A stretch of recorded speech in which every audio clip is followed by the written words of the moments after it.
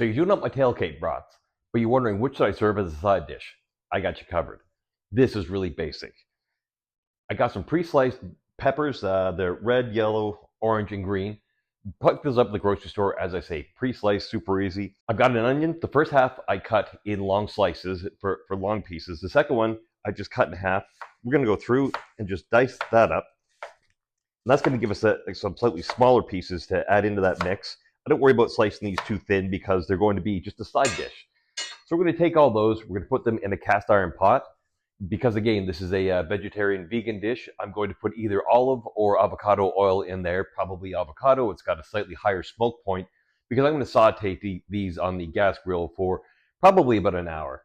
I'm also going to add a rub that's got a bit of chili pepper, brown sugar, paprika, onion, garlic salt, just for a bit of flavor on these things. But as I say, these are all going to go in, a little bit of oil just to make sure that they don't burn and that they actually mix together, a bit of rub.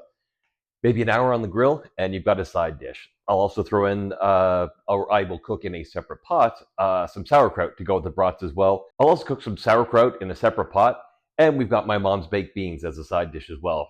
With that, your tailgate is covered.